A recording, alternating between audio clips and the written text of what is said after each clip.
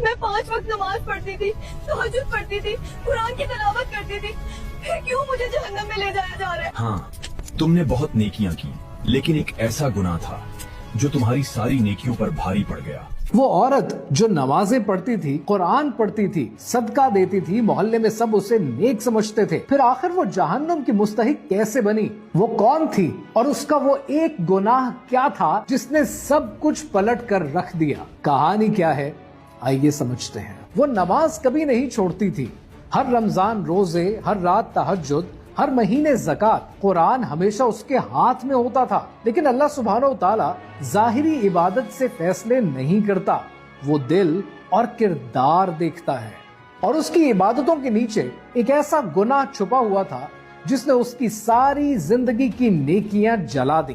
وہ اپنے شوہر کے ساتھ بد اخلاقی کرتی تھی، اسے تانے دیتی تھی، اس پر غصہ کرتی تھی، اسے نیچا دکھاتی تھی، تلخ جملے، سخت الفاظ، زخم دینے والی باتیں۔ وہ قرآن پڑھتی تھی اور اسی زبان سے اپنے شوہر کا دل توڑ دیا کرتی تھی۔ وہ سمجھتی تھی کہ تہجد کی نماز اسے بچا لے گی، روزے اس کی ڈھال بن جائیں گے، صدقہ اس کی خطائیں دھو دے گا، مگر وہ بھول گئی تھی کہ دل توڑنے والی زبان سب کچھ برباد کر دیتی ہے۔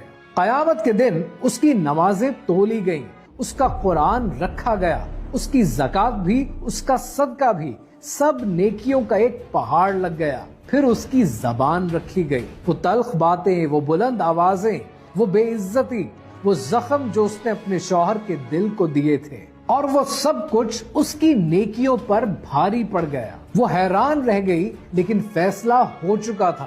جن دلوں کو ہم زخمی چھوڑ دیتے ہیں وہ ہماری عبادتوں کو کاٹ کر رکھ دیتے ہیں۔ انسان کی سب سے بڑی آزمائش عبادت نہیں، اخلاق ہے، اور سب سے بڑا جہاد اپنے گھر والوں کے ساتھ اچھا برتاؤ ہے۔ ایک لمحے کے لیے ذرا یہ سوچیں کہ کہیں ہماری زبان ہماری نیکیوں کو کھا تو نہیں رہی۔